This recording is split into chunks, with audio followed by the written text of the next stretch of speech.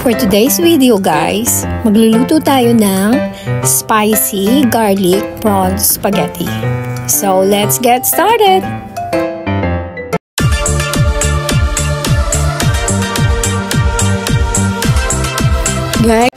Guys, magpapakulo na tayo ng tubig, tapos ilagay na natin ang ating pasta at mag-add tayo ng asin at saka olive oil.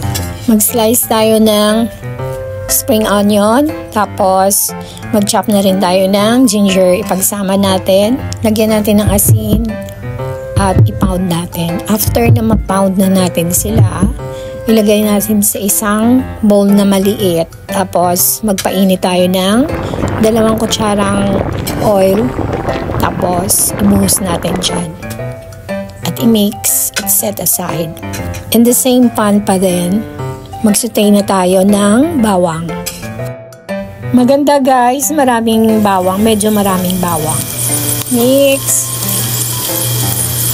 Tsaka i-add na natin ang ating hipon. Mag-add tayo ng chili flakes. The more chili flakes, the more na mas spicy. Saka soy sauce.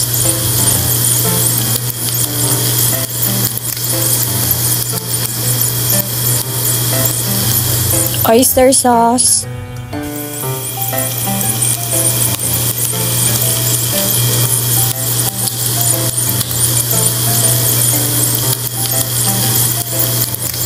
At saka ang ating pasta.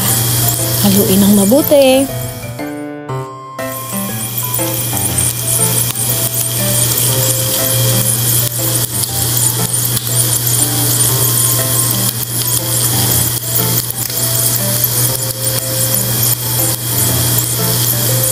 Saka i-add na natin ang pinound nating spring onion.